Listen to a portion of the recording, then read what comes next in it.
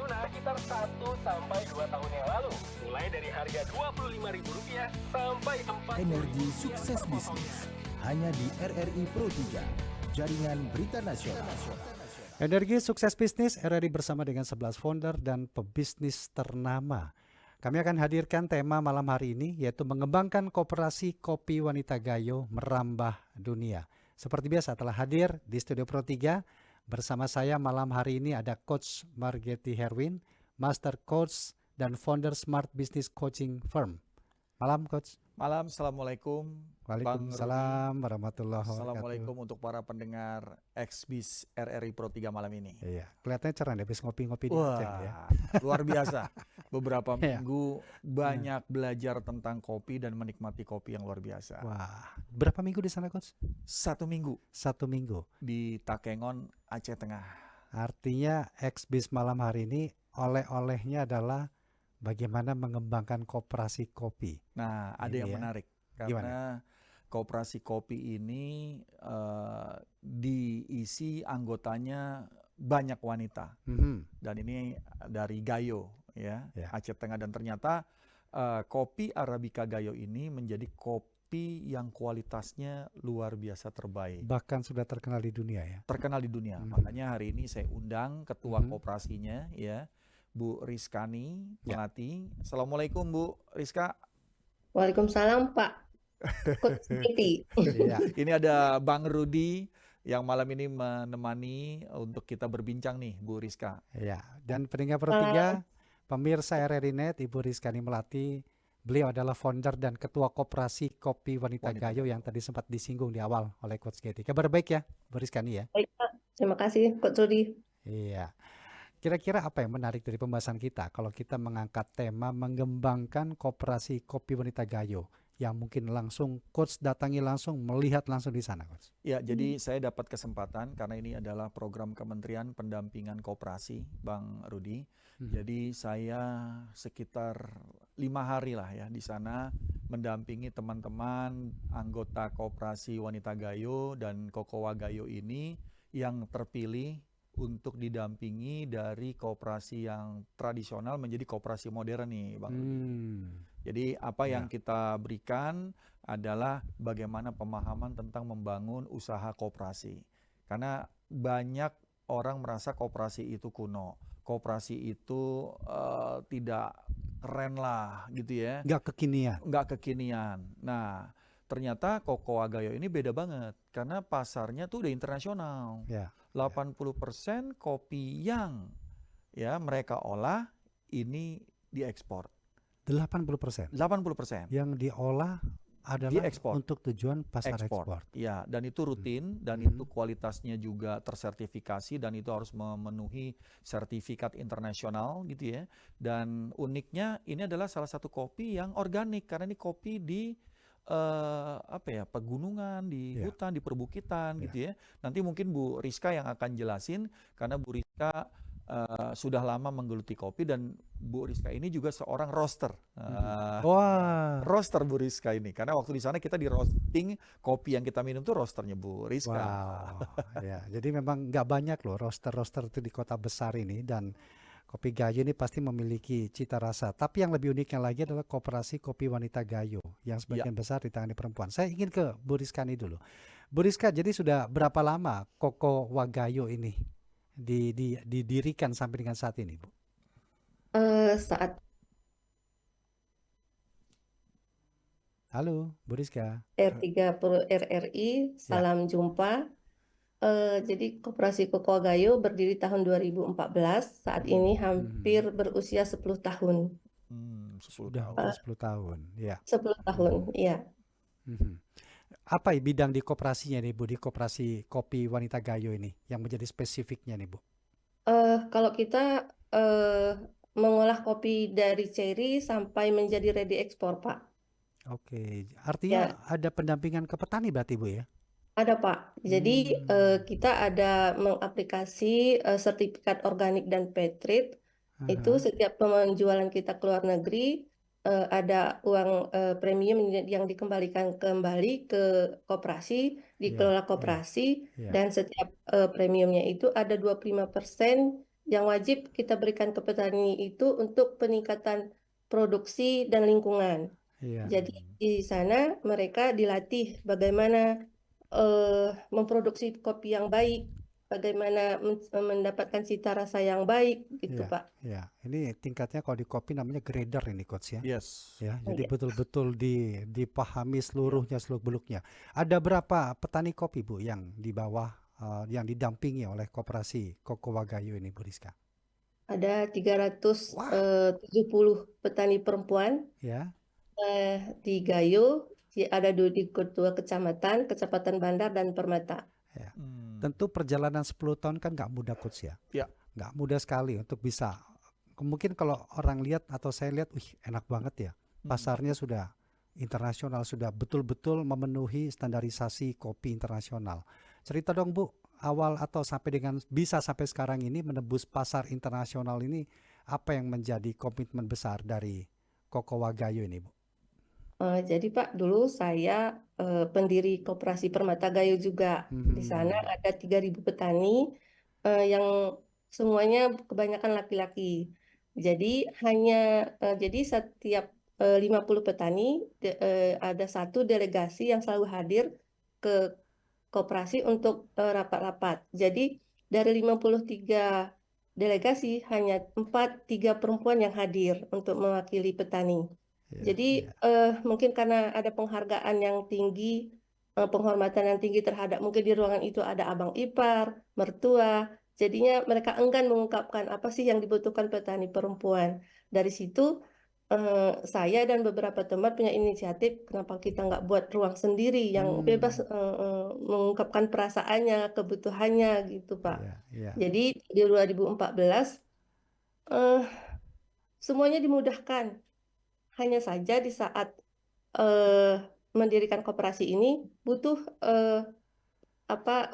surat dari suami untuk izin kelola. Itu tantangannya Pak. Jadi para suami di sini mereka takut nanti terjadi sesuatu kebunnya dibawa oleh istri gitu. Jadi itu tugas kami untuk menyadarkan mereka gitu. Iya, iya. Dan karena di sini rata-rata sudah organik dan fair trade, para ibu-ibu juga sudah mengerti, oh koperasi kopi itu begini gitu.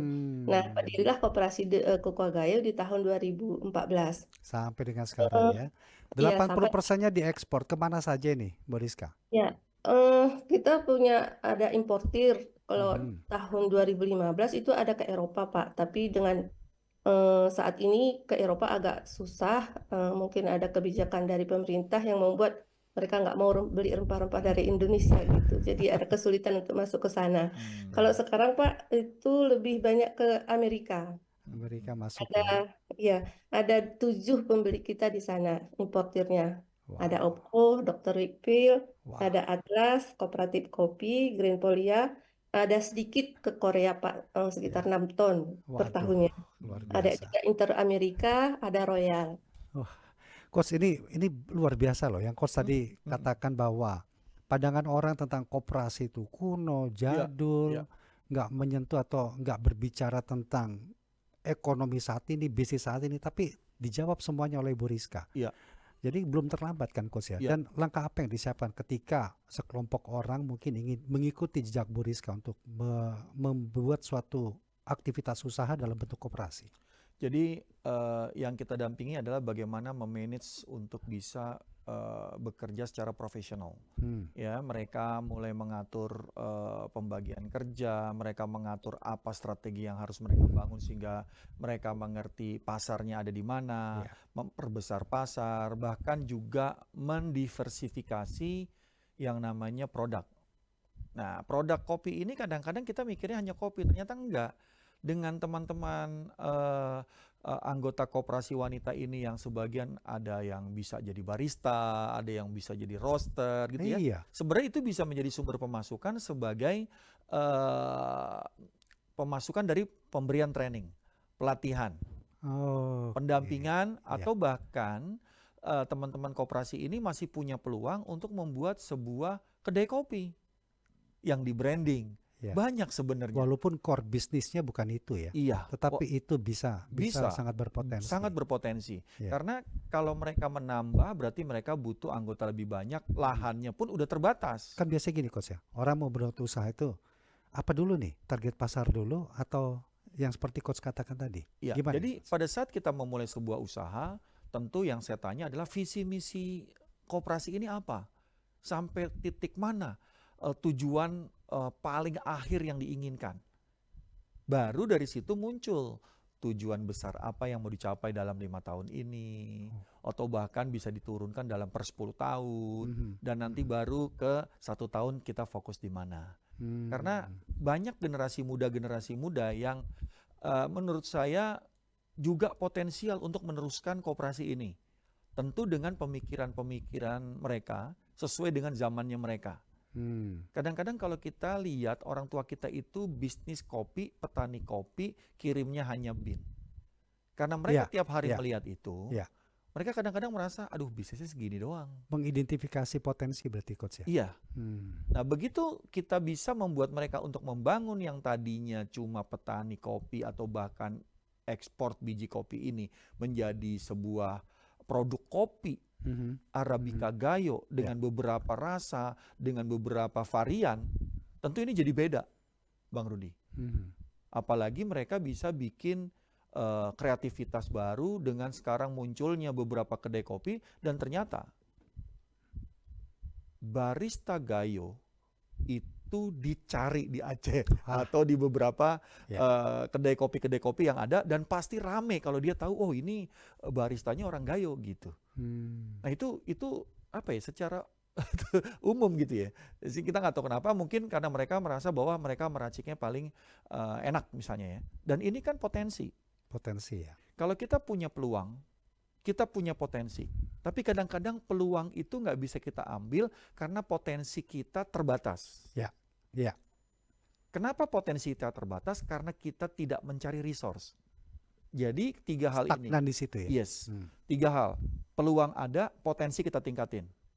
Potensi bisa meningkat karena kita punya resource yang cukup. Itu yang kita cari. Yes, resource apa aja? Sumber daya manusianya. Ya. Terus ilmu pengetahuan, pengalaman, sumber daya permodalan, sumber daya dukungan, database, segala hal yang membuat kita bisa menggunakan potensi maksimal kita untuk mengambil peluang. Itu nggak gampang. Membaca ada peluang aja, tapi kita nggak punya potensi, hilang itu peluang. Ya. Kita punya potensi, nggak punya peluang. Berarti ini harus sejalan terus nih. Ya. Tapi yang terpenting yang kita dampingi para koperasi atau para anggota koperasi yang selain kopi juga ya, ada petani pisang, singkong, itu mereka kita minta untuk selalu memiliki resource yang selalu tersedia. Ya, selalu ada terus ya. Selalu ada terus, karena kalau resource-nya hilang, potensi terbatas. Ya. Akibatnya peluang hilang. Nah ini peran kita bersama, karena ini jadi ekosistem nih. Petani ada, tapi kualitas kopinya tidak masuk ke standar, nggak bisa diambil juga. Berarti teman-teman dari Cocoa Gayo ini harus meningkatkan produktivitas, kualitas, sehingga masuk ke sertifikasi. Ini kendala tersendiri, Bang Rudi, kalau di daerah. Ya, ya. Saya ingin kemudikan lagi. Tadi dikatakan ada 300 petani kopi ya Bu ya, yang bergabung di koperasi atau koperasi kopi Wanita Gayo ini. Ini menarik sekali. Apa yang menjadi perbedaan sebelum dan setelah mereka bergabung dan sebagai pendamping juga Bu Rizka dan teman-teman di koperasi ini Bu? Mungkin kalau selama ini mereka bertani dengan alami, Pak. Terus kalaupun ada pelatihan di koperasi itu suaminya, dan informasi itu jarang yang sampai kepada istrinya. Di Cocoa Gayo mereka kita latih bagaimana meningkatkan produktivitas petani seperti pemangkasan, kompos, penyakit hama, semuanya kita latih Pak. Termasuk juga leadership, bagaimana mereka mengatur keuangan. Termasuk kesehatan dan sosial juga kita perhatikan. Jadi di Cocoa Gayo kita perhatikan apa sih kebutuhan perempuan. Karena Pak di pertanian kopi itu 70% perempuan terlibat. 70%. Mulai dari membuka lahan, walaupun hanya menanak nasi untuk suami di hutan. Kalau menanam ikut Pak, perawatan ikut. Kalau panen 90%, 95% itu perempuan. Panen kopi. Iya, ini yang tadi mungkin Coach katakan tadi. Saya bertanya itu ternyata sangat penting memelihara resource tadi. Iya. Ya kan, memberikan pelatihan, edukasi semuanya literasi tentang bidang itu sehingga terjaga, pengembangannya pun akan terbuka ke depan ya. Benar. Iya. Kita udah pendengar ini Coach dan juga Bu Rizka ya. Silakan pendengar Anda dapat bergabung bersama kami 0213523172 3844545 3862375 3866712. Ada Pak Udin di Boyolali. Selamat malam Pak Udin. Alhamdulillah. Iya. Selamat malam. Assalamualaikum warahmatullahi wabarakatuh. Waalaikumsalam warahmatullahi Waalaikumsalam, Pak Udin. wabarakatuh. Silakan Pak Ya, Udin. Pak Coach, Ibu Rika ya. Rizka. Dan Rizka. Pak Rizka. Ya. Oh ya, Rizka dan Pak Zeni. Pak Rudi. Pak Rudi. Iya. Iya, ya. Kopi. Kopi itu istimewanya apa ya, Pak? Menurut saya. Nah, itu prospek ke depan di Indonesianya seperti apa? Nah, itu ke badan tuh membuat seperti apa? Lebih sadar atau lebih apa gitu maksudnya? Ya, Oke, terima oke. kasih. Ya, Terima terima kasih, kasih, Pak Udin. terima kasih.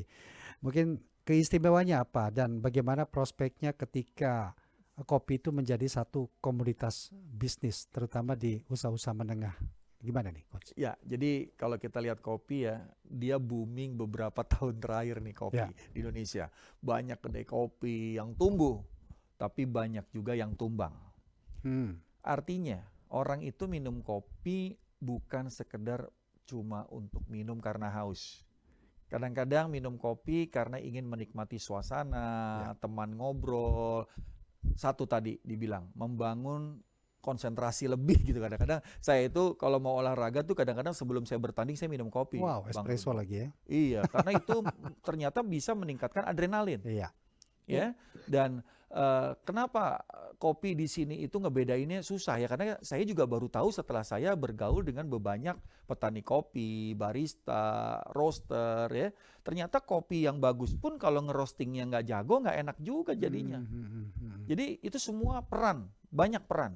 Petani kopi nanam kopi, roaster yang merosting kopi, terus Ya. barista yang meracik kopinya menjadi sebuah minuman yang enak gitu ya. Ya.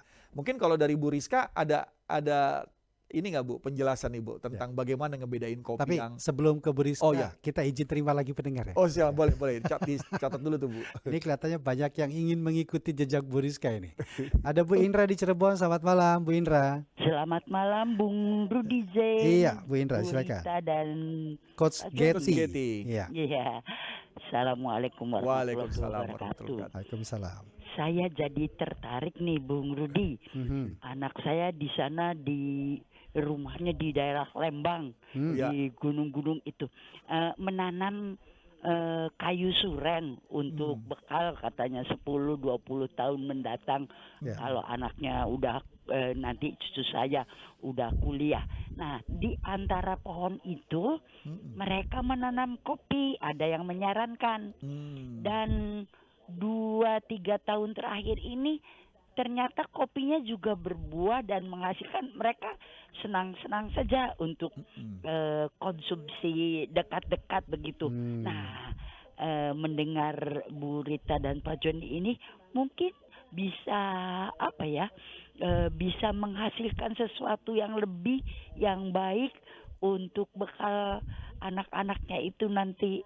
Sekarang udah mulai kuliah Oke. nih. Iya. Bagaimana saran dari Bu Rita dan Pak Joni? Terima Ya, kasih Bung dengan Rudi. Coach Getty. Iya. Assalamualaikum warahmatullahi Waalaikumsalam. wabarakatuh. Waalaikumsalam. Ada Bu Rizkani, ada Coach Getty di studio. Berikutnya Pak Bagus di Jakarta. Selamat malam Pak Bagus. Halo, selamat malam. Iya, silakan Pak Bagus. Langsung saya ke pertanyaan ya Pak ya. Iya. Ya, silakan Pak Bagus.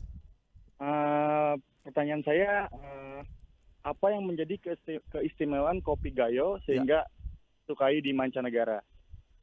Ya. Lalu kan apa yang dilakukan Bu Rizka sehingga para suami memberikan izin? Oke. Terima kasih Pak Bagus. Iya. Nah, mungkin Bu Rizka nih jelasin. Ya, silakan Bu Rizka. Mungkin bisa sekaligus tadi mungkin- menyambung apa yang Kopi. ditanyakan oleh Coach Getty nih Bu. Silakan. Mungkin untuk Pak Udin dulu, Ya. bagaimana menciptakan cita rasa kopi yang baik. Jadi di koperasi Pak, kita punya kolektor di desa. Ada 8 kolektor di 7 desa. Mereka kita beri pelatihan tuh, bagaimana memproses, bagaimana fermentasi, bagaimana waktu harus fermentasinya tidak lebih dari sekian jam, baru dipanen harus langsung diolah gitu.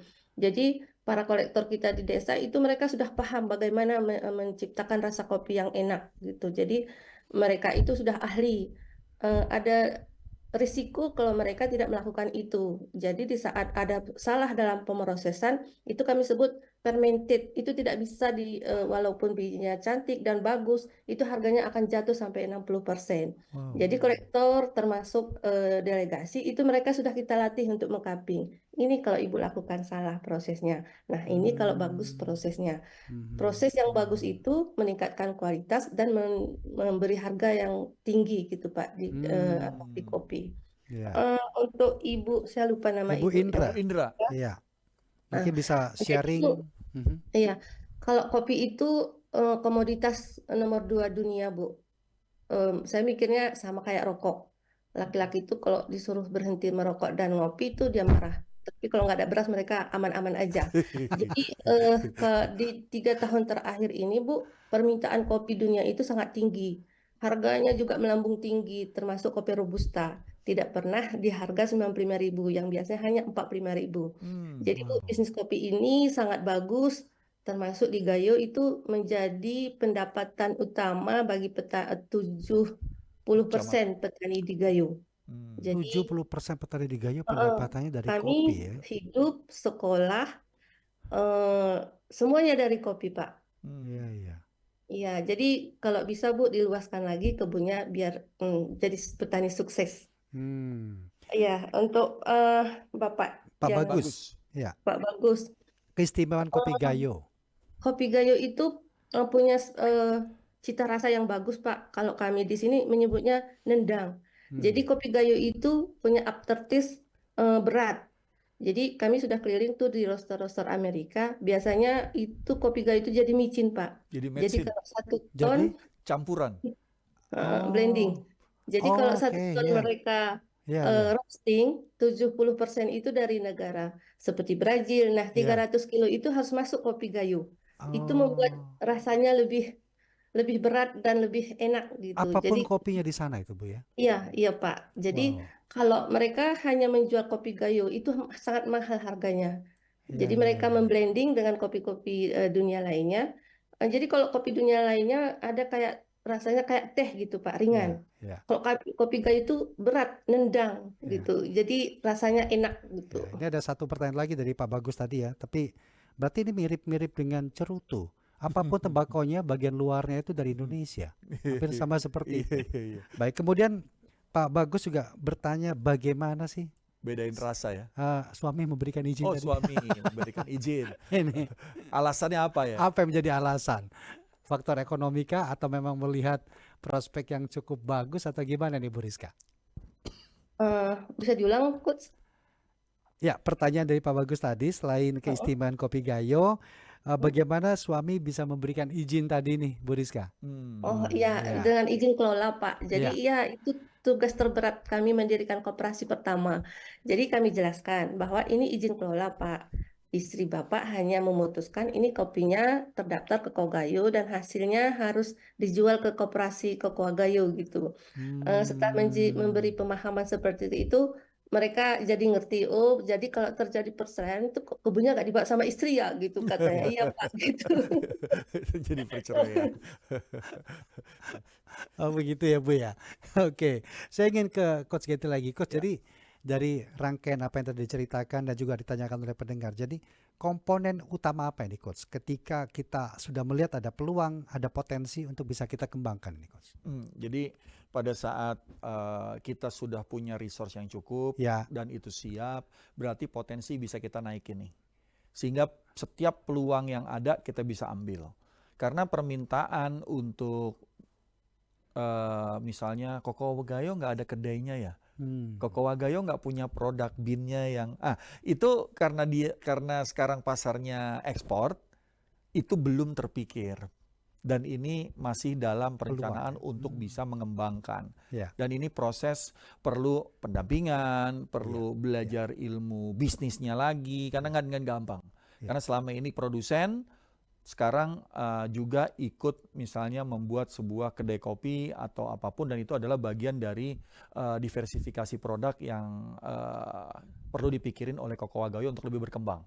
Tapi kalau bicara tadi beberapa coach mencontohkan banyak yang tumbuh, banyak juga yang tumbang. Ya. Apa hikmah yang kita bisa ambil dari mereka yang tumbang itu, coach, sehingga kita tidak mengalami nasib serupa? Iya, kalau hanya membuat kedai kopi semua bisa buat, tapi membuat kedai kopi yang punya value, yang punya cita rasa beda, yang bisa menunjukkan apa bedanya dia dengan kedai kopi yang lain, kan gitu. Unique Masalah value-nya harga harus tuh, ada ya? iya, masalah harga itu relatif. Ya. Kadang-kadang kita minum kopi yang harganya mahal, kita betah di sana berlama-lama dan suka bolak-balik ke sana, padahal kopinya harganya mahal. Ya. Ternyata yang dia dapat value-nya lebih besar dari harga yang dia bayar.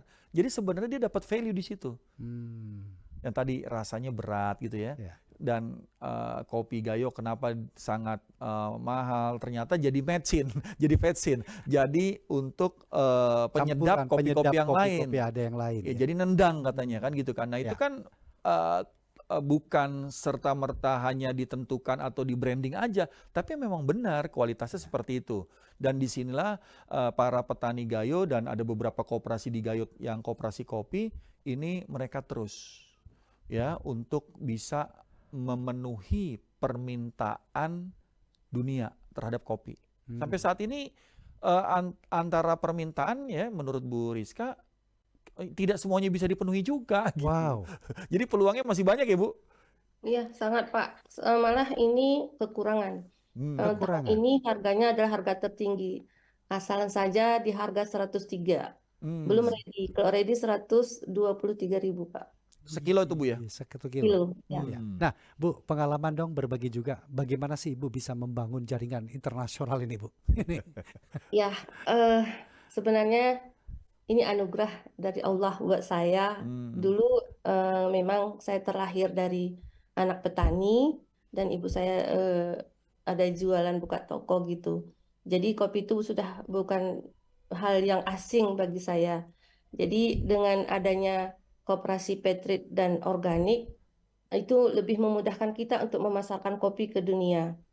Jadi awalnya itu memang tidak ada istilah jatuh cinta pandangan pertama di kopi Pak. Jadi mereka melihat reputasi kita. Yang fatal di bisnis kopi itu yang tidak boleh kalau kita sudah tanda tangan kontrak kita mangkir. Nah, kalau itu nama kita dalam 5 menit tercoret di dunia, berhenti aja jadi bisnis kopi gitu. Jadi kalaupun terkadang banyak problem yang kita hadapi saat ini seperti banyaknya permintaan, adanya pembeli kelas dunia masuk ke sini dan kita dalam posisi terjepit, mereka kalau butuh terus buka harga tinggi karena duitnya seember, kita 1 gelas gitu. Itu tantangan yang terberat untuk saat ini.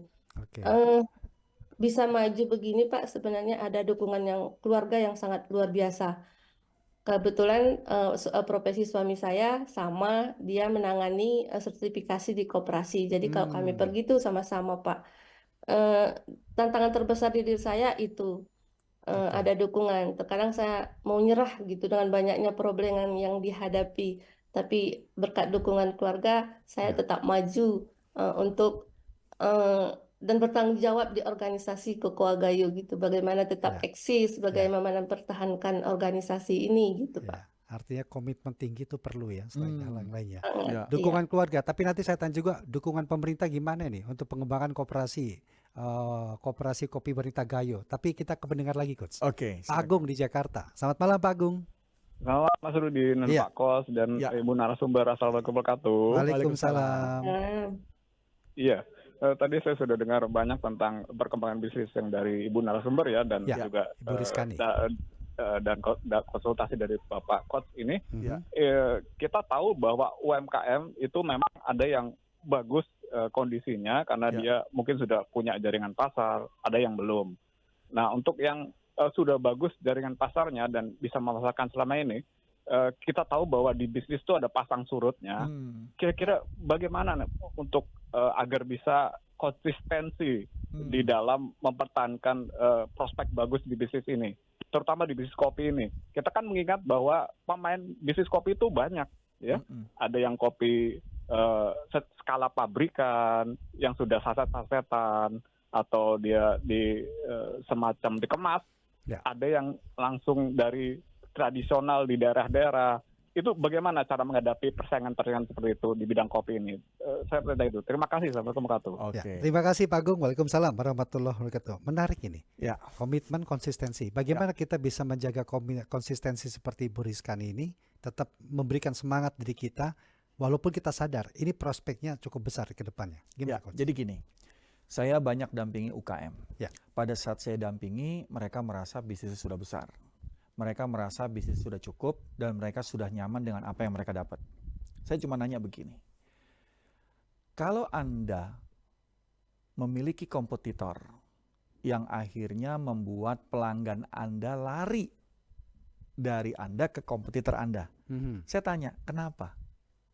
Mereka bilang, ya mungkin produknya kompetitor saya itu lebih menarik dari apa yang saya punya. Oh mungkin harganya lebih murah. Itu semua yang dia jawab adalah reason, alasan dan kondisi yang dia persepsikan. Persepsi. Iya. Saya cuma bilang begini, kalau pelanggan kita tidak menemukan identitas produk atau usaha yang kita jalankan, dia nggak akan pindah. Tapi banyak yang tidak menemukan identitas kuat di bisnisnya. Jadi kalau saya jadi pebisnis tapi saya tidak memiliki identitas kuat tentang bisnis saya, ya saya hanya berdagang. Saya hanya berdagang kopi. Begitu ada orang jualan kopi yang lain lebih murah, orang itu pindah. Karena saya tidak punya identitas dan value yang cukup kuat untuk saya jelaskan. Dan tim saya tidak kuat untuk juga mereka menjelaskan kepada pelanggan. Saya tanya simple, apa bedanya produk kamu dengan produk kompetitor? Oh, produk saya adalah kopi terbaik yang bisa membuat kopi lain yang tidak baik jadi baik dengan 30% aja kamu campur. Itu sebuah identitas yang kuat, nggak ditemukan di tempat lain gitu. Value-nya ya? Iya. Mau pindah, nggak bakal pindah karena itu udah menjadi brand image, identitas kuat. Tapi yang kita jual hanya sebatas kopi. Kita nggak tahu ini kopi apa, kita cuma cari duit di bisnis kita. Coba kita balik, kita bukan cari duit di bisnis kita, tapi kita dapetin duit karena identitas kita kuat. Ini yang tidak ditemukan di beberapa pebisnis, sampai saya dampingi mereka, saya sentuh mereka, saya komporin cara berpikirnya, dan alhamdulillah, beberapa UKM yang saya dampingi 80% tumbuh omsetnya dalam 4 bulan. Atau gimana cara kita untuk bisa membangun atau menemukan identitas itu, Coach? Kita punya sebenarnya, tapi kita tidak bisa membahasakan dan tidak bisa menjelaskan dan tidak bisa mempertahankan untuk menunjukkan kepada pelanggan produk kita lah yang terbaik. Saya pernah dampingi, ada madu, ada keripik, ada roti, itu semua UKM. Tapi kenapa dalam 4 bulan mereka kok omsetnya bisa tumbuh ratusan persen ya Coach? Nah gitu kan. Saya tanya, apa yang kamu dapat dengan didampingi? Alhamdulillah Coach, saya menemukan identitas terbaik karena saya tahu pelanggan saya itu siapa aja. Dan kenapa pelanggan itu rutin beli ke saya? Karena dialah yang lebih tahu ternyata. Begitu saya tanya, baru saya bangun identitas. Dari apa? Visi, misi, budaya perusahaan itu sangat kuat dan sebagai fondasi. Yang ini kadangnya cuma sebagai pelengkap. Mereka nggak ngerti. Mereka cuma bikin itu untuk pelengkap. Bukan identitas atau nilai-nilai perusahaan sebagai fondasi. Bedakan nilai-nilai produk dengan nilai-nilai usaha. Karena itu beda. Kadang-kadang yang ditulis nilai-nilai usaha adalah nilai produk. No, Anda bukan pedagang, Anda pebisnis. Nah ini yang menarik Bang Rudi. Yang bagi sebagian orang sebelum disentuh itu masih merasa itu sebenarnya pelengkap aja. Terus akhirnya mereka menemukan alasan bisnis pasang surut. No, kalau Anda kuat, pelanggan yang cari Anda. Tapi masalahnya kita belum kuat. Kita masih usaha ikut-ikutan. Kita masih tidak bisa menunjukkan perbedaan produk kita. Nah itu mungkin dari Pak Agung, ya tadi pertanyaannya, itu yang harus benar-benar ditemukan. Begitu ditemukan, nggak ada duanya udah. Bu Rizkani ini ya, contohnya ya. 10 tahun sampai melimpah tidak tertangani karena permintaan itu ya.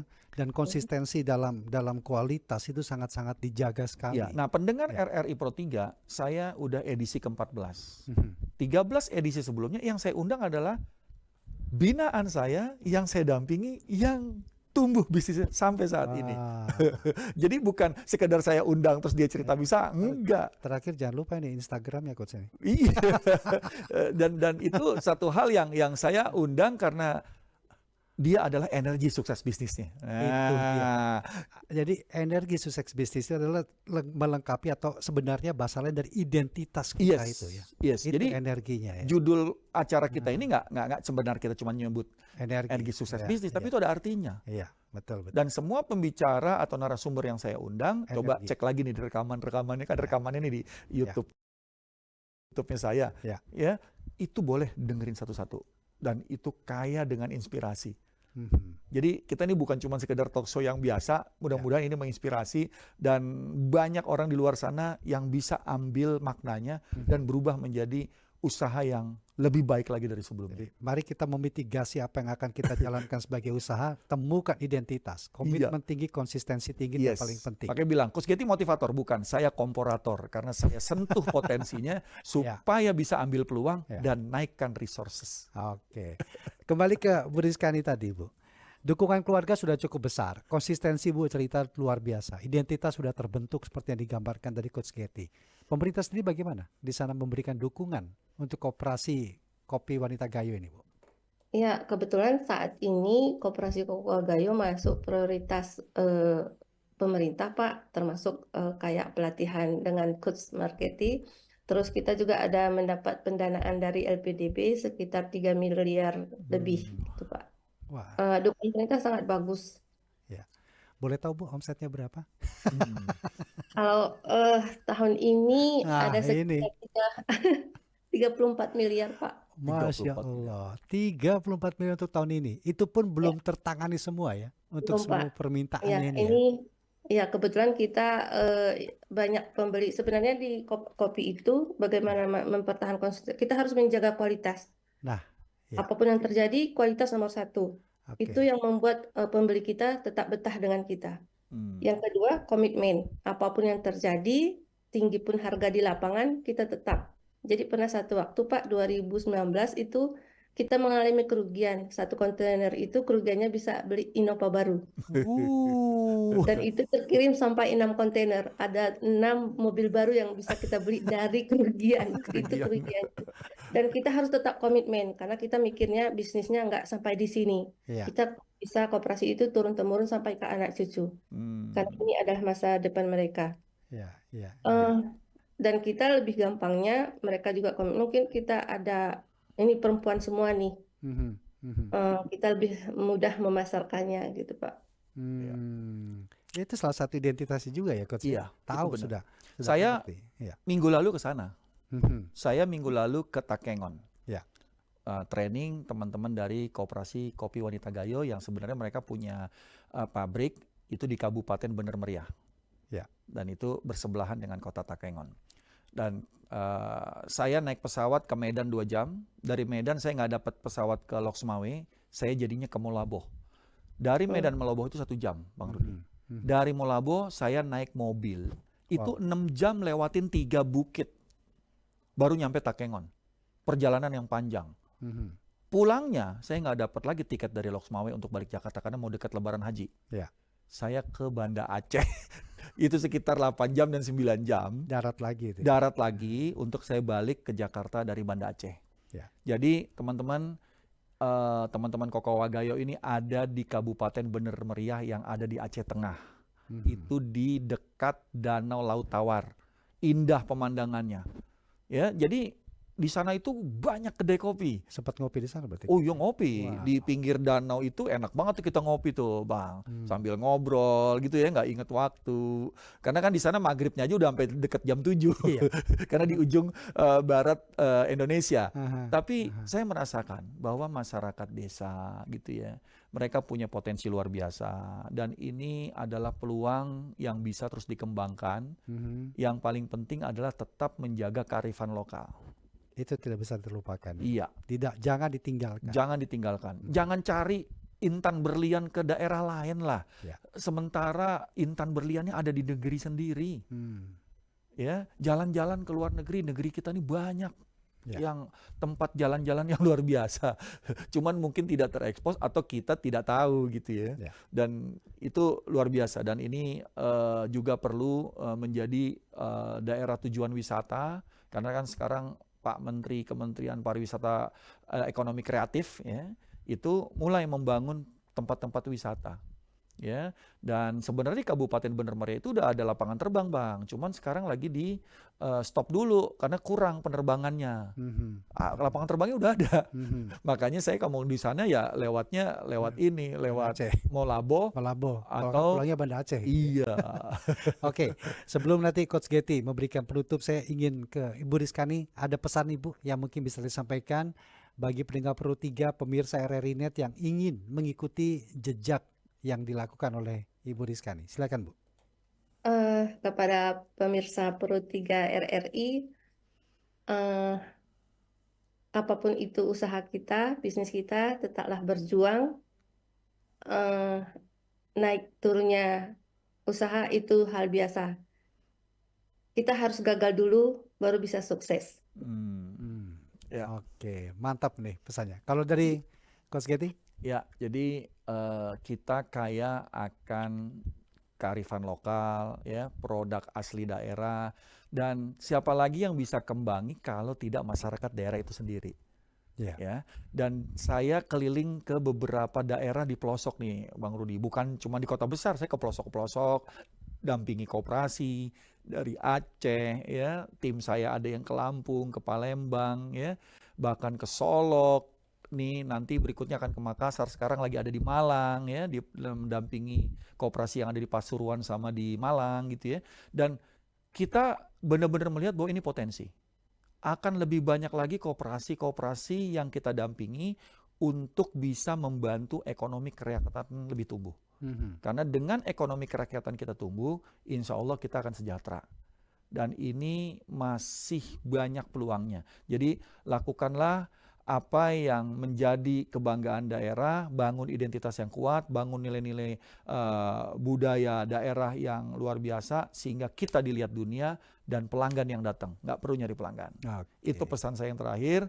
Dan insya Allah program RRI Pro 3 ini akan ada setiap Selasa malam dengan saya undang narasumber-narasumber luar biasa, bukan dari kota besar, tapi dari daerah-daerah terpencil yang saya pernah dampingi. Mantap.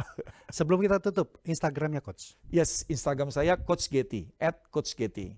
@CoachGetty ya. Atau YouTube saya Margetty Herwin. Silakan nanti follow ya, sehingga Anda bisa dapat informasi-informasi terbaru. Dan saya juga punya website coachmargetty.com. Oke, Bu Rizkani, terima kasih banyak. Sukses Bu ya buat koperasinya dan juga buat teman-teman di koperasi. Mudah-mudahan ini betul-betul menjadikan inspirasi buat kita semua. Terima kasih Bu Rizkani. Coach, terima kasih banyak. Ya, sampai Assalamualaikum ketemu nanti. Bu Rizka. Terima kasih Bang Rudi. Waalaikumsalam warahmatullahi wabarakatuh. Demikian tadi kami telah hadirkan malam hari ini Dialog Xbis Energi Sukses Bisnis. RRI bersama dengan 11 founder dan pebisnis ternama dengan tema mengembangkan koperasi kopi wanita Gayo yang merambah dunia. Terima kasih untuk partisipasi Anda dalam perbincangan kami di malam hari ini. Banyak UMKM di Kabupaten Natuna sekitar 1-2 tahun yang lalu. Mulai dari harga Rp25.000 sampai 4. Energi Sukses Bisnis hanya di RRI Pro 3, jaringan berita nasional.